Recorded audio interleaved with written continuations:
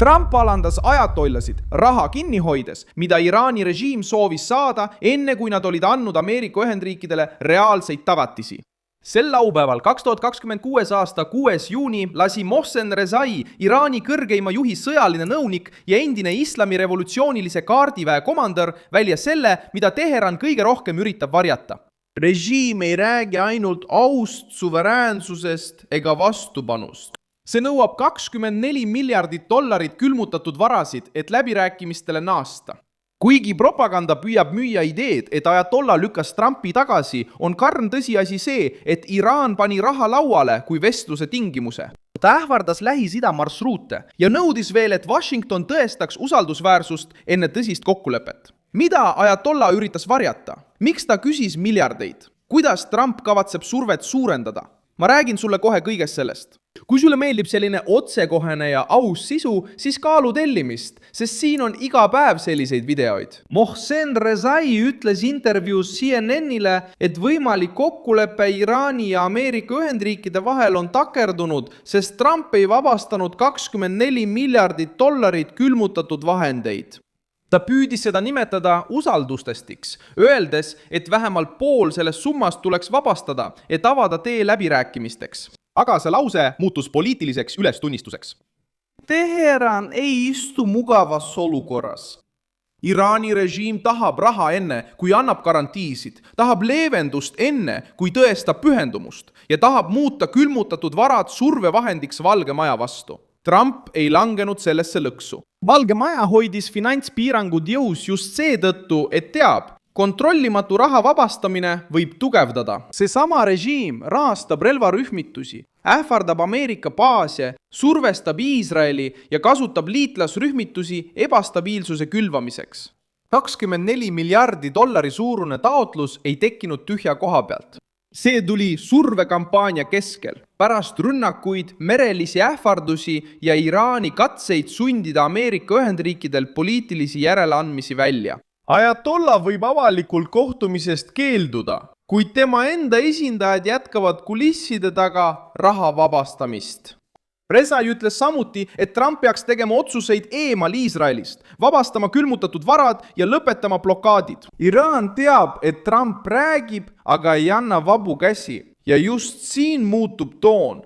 Režiimi jaoks kasutatakse kohtumist Trumpiga sümbolina. Trumpi jaoks on igal kohtumisel mõte ainult siis, kui sellega kaasneb garantii, kontroll, tuumapiirang ja konkreetne eelis Ameerika Ühendriikidele. Ajatolla püüdis näidata jõudu, öeldes, et Trumpiga kohtumist ei toimu. Kuid tegelik jõud ei sobi kokku kiireloomulise miljardite palvega.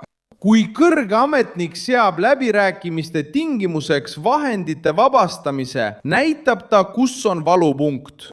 Sanktsioonid toimivad siis, kui vastane hakkab enne kokkuleppest rääkimist rääkima rahast. Ja just nii juhtuski. Iraan püüdis kohtumisest keeldumise muuta etenduseks. Aga Rezai enda sõnavõtt paljastas, et režiim on Ameerika finantsblokaadi tõttu surve all. Trumpi valitsus viis ka oma saadikud, Steve Witkoffi ja Jared Kushneri kokku tuumaekspertidega Oak Ridge'i riiklikus laboris Tennessee osariigis. See samm näitab, et Valge Maja ei soovi minna tehnilistesse läbirääkimistesse pimesi.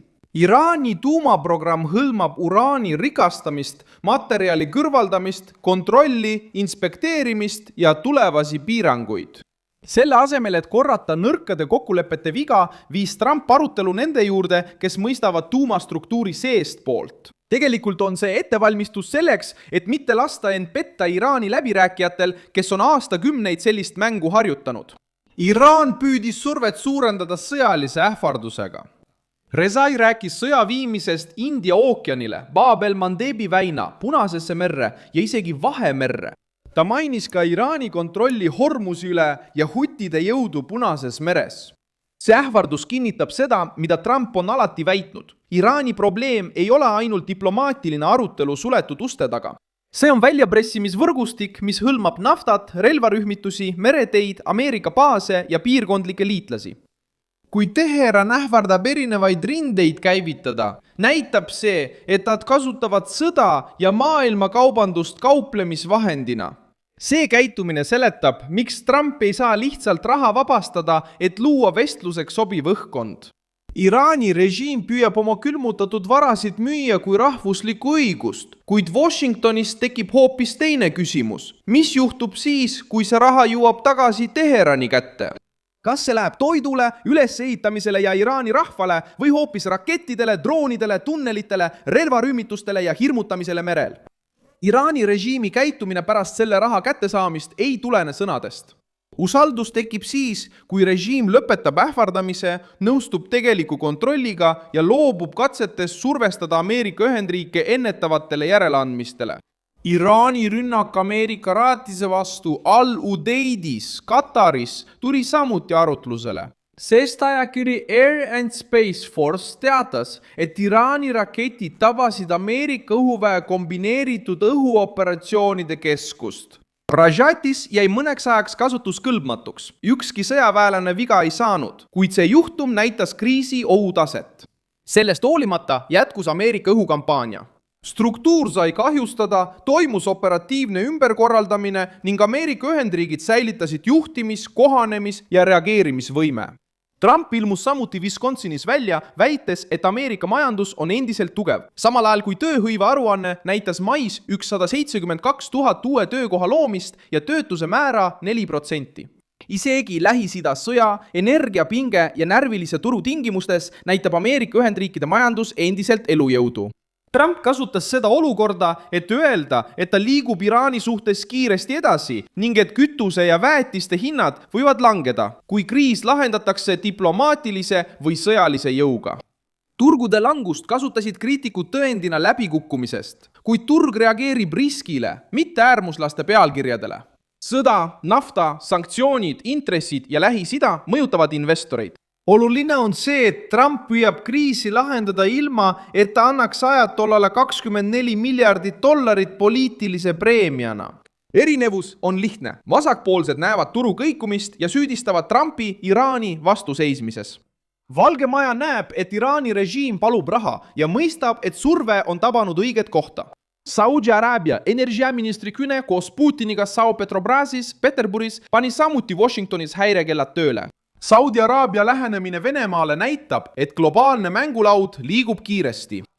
Moskva tahab ära kasutada iga võimalust. Teheran vajab raha, Peking jälgib naftaturgu ja relvastatud rühmitused püüavad muuta mereteid võimu tööriistaks. See olukord nõuab presidenti, kes mõistab rasket kauplemist.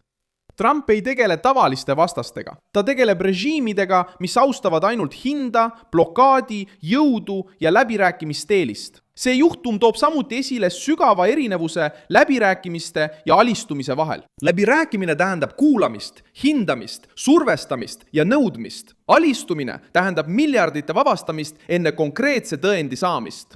Trump nõustus arutama, kuid ei nõustunud maksma sissepääsutasu, et laua taha istuda. Teheran soovis loogikat ümber pöörata. Kõigepealt raha, siis vestlus. Režiim ise loob enda vastu tõendid. Kui raha küsitakse samal ajal, kui ähvardus jätkub, on Washingtonil veelgi suurem põhjus hoida sanktsioone, piiranguid ja tehnilisi nõudmisi. Mina olen Milson Alves, rahvusvaheliste suhete spetsialist ja minu eesmärk on hoida sind iga päev tõega hästi informeerituna. Uudiste lingid on videokirjelduses. Pane sellele videole like Teli kanal ja vaata lõpus kommentaare, et olla veelgi paremini seotud Milson Alvese kogukonnaga.